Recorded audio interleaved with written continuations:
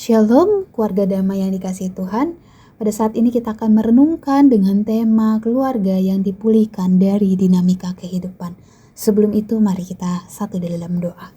Bapa di dalam sorga, kami bersyukur atas segala penyertaan dan kasih-Mu yang berlimpah dalam kehidupan kami. Saat ini kami mau merenungkan kebenaran firman-Mu. Kiranya Engkau bukakan hati dan pikiran kami sehingga kami dapat diubahkan sesuai dengan kebenaran firman-Mu, dan kami mau menjadi pelaku firman. Sertai kami, pimpin kami Tuhan. Dalam nama Tuhan Yesus kami sudah berdoa. Amin. Perenungan hari ini terambil dari Rut pasal yang pertama ayat yang ke-7 sampai ayatnya yang ke-18. Tapi saya akan membacakan dari Rut pasal yang pertama ayat yang ke-16 sampai yang ke-17. Tetapi Rut berkata, "Jangan desak aku meninggalkan engkau untuk pulang dan tidak mengikutimu. Kemanapun engkau pergi, ke situ aku pergi. Dimanapun engkau bermalam, di situ aku bermalam. Bangsamulah bangsaku dan Allahmu Allahku. Dimanapun engkau mati, di situ aku mati dan dikuburkan. Kiranya Tuhan menghukum aku dengan berat, bahkan lebih lagi, jikalau ada yang memisahkan aku dari engkau kecuali maut." Keluarga damai yang dikasihi Tuhan. Ketika kita berada dalam satu keluarga, hal yang diimpikan adalah semua hal yang baik dan bahagia. Namun realitanya ada saja dinamika yang terjadi di dalam keluarga kita, baik suka maupun duka. Kita sudah melewati situasi yang sangat tidak terprediksi, yaitu COVID-19. Banyak hal yang berubah dalam kehidupan kita, dan saat ini kita sudah menjalani semuanya dengan baik. Namun dinamika masalah kehidupan itu tetap terus terjadi, baik mengenai ekonomi, sakit penyakit, karakter pribadi kita, relasi antar anggota keluarga, dan banyak hal lainnya. Pertanyaannya, bagaimana respon kita pada saat dinamika kehidupan itu terjadi? Apakah kita datang kepada Tuhan untuk meminta hikmat dalam menghadapi dinamika kehidupan tersebut? Apakah kita tetap setia kepada Tuhan dan terus melakukan firman Tuhan? Hal ini kita akan pelajari dari dinamika keluarga Naomi. Naomi, Elimelek, dan kedua anaknya Mahlon dan Kilion mengalami masalah pada kehidupan keluarganya, yaitu kelaparan. Rut pasal yang pertama ayat yang pertama memperlihatkan latar belakang bahwa pada zaman para hakim memerintah terjadi kelaparan di tanah Israel. Zaman para hakim dapat memberikan gambaran bahwa orang Israel saat itu tidak sesuai kehidupannya dengan kebenaran Allah. Dan setiap orang melakukan apa yang benar menurut pandangannya sendiri. Terdapat di Hakim-Hakim 21 ayat 25. Sehingga kelaparan yang menjadi penderitaan bagi bangsa Israel membuat Naomi berinisiatif pergi ke daerah Moab dan tinggal kira-kira 10 tahun. Dinamika permasalahan hidup Naomi tidak selesai sampai mereka sampai di daerah Moab. Naomi mengalami kedukaan dengan meninggalnya Elimelek. Di tengah kedukaan, Naomi merasakan kebahagiaan karena kedua anaknya menikah dengan perempuan Moab. Namun kebahagiaan yang ada berubah menjadi kesedihan kembali dengan kematian kedua anaknya.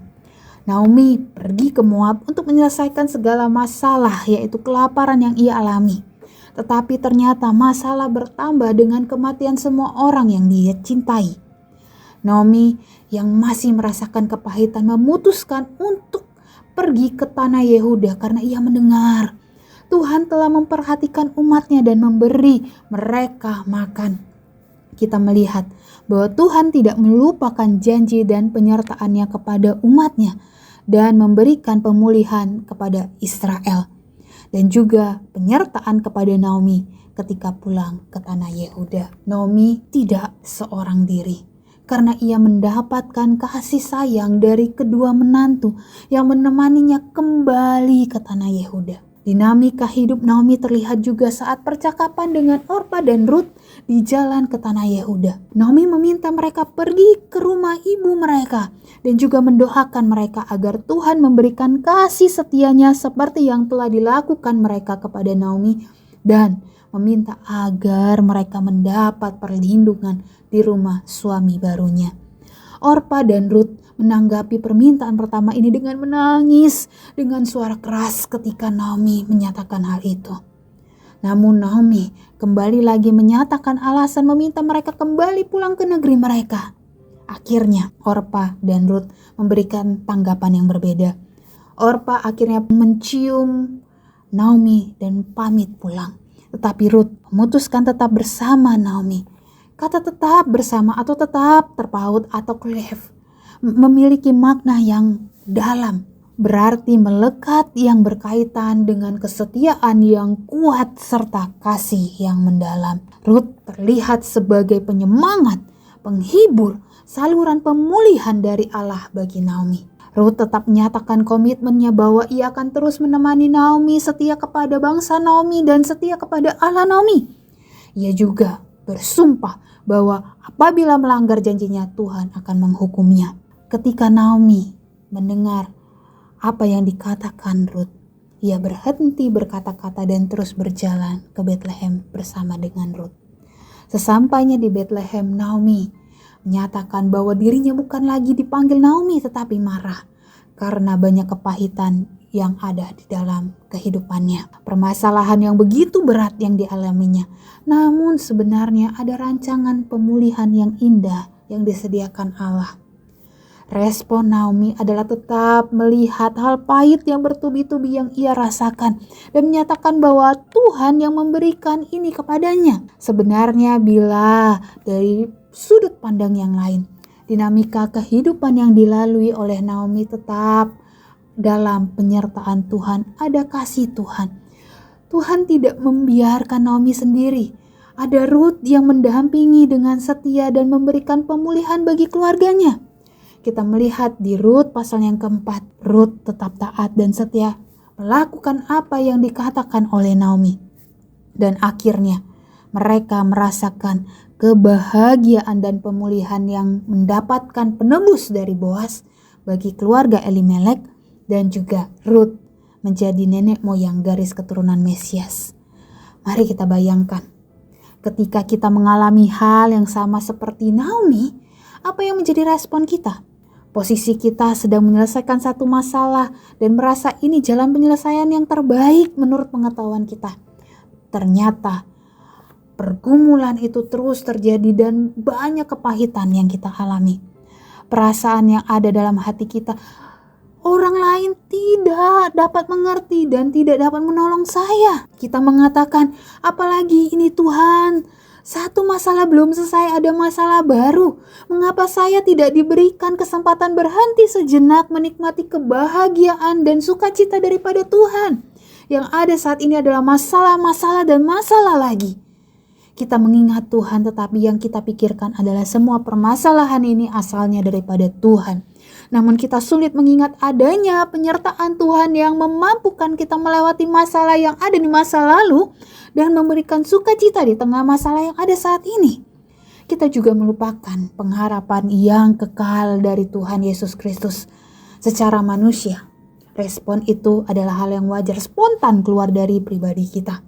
Ketika kita berhenti pada fokus kepada masalah itu saja, kita tidak bisa menjadi berkat dan saluran pemulihan. Ada langkah selanjutnya yang harus kita lakukan, yaitu kita mengubah sudut pandang kita dengan melihat bahwa dinamika kehidupan apapun itu membuat kita semakin dewasa dalam berpikir, berkata, dan berperilaku. Pengalaman demi pengalaman yang ada membuat kita lebih bijaksana dalam menyikapi hal apapun. Lebih lagi, dalam kerohanian kita semakin dewasa melihat bahwa kita tidak sendiri dalam menghadapi segala dinamika kehidupan. Setiap pribadi kita mau menjadi saluran pemulihan seperti Rut. Sehingga saat ini kesempatan yang diberikan kepada kita, pergunakan dengan baik menjadi saluran pemulihan. Terkadang kita berpikir, kenapa harus saya? Saya tidak ada waktu. Ada anggota keluarga yang lain. Saya sebagai ayah sibuk mencari nafkah, seorang ibu sibuk untuk mengurus rumah tangga seorang anak, sibuk mengerjakan tugas dan tanggung jawabnya sekolah atau pekerjaan. Secara pribadi saya tidak bisa menjadi saluran pemulihan dan juga hanya menunggu anggota yang lain. Saya tidak punya kapasitas menjadi saluran pemulihan itu. keluarga damai. Jangan menunggu orang lain mau berinisiatif memulai menjadi saluran pemulihan. Mulailah dari kita sendiri yang akhirnya bisa menjadi berkat bagi keluarga. Bila merasa tidak mampu, mari minta hikmat dan pertolongan dari Tuhan.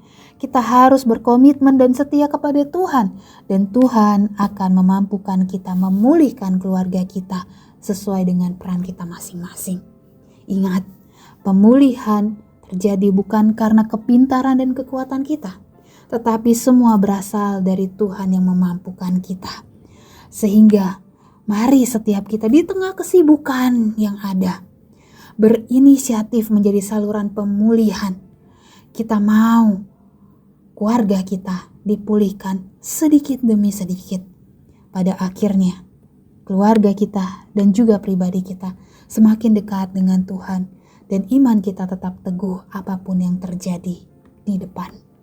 Keluarga damai yang dikasihi Tuhan, di balik semua dinamika kehidupan yang dialami, selalu ingat bahwa Tuhan tidak pernah meninggalkan kita dan ada rancangan pemulihan yang indah.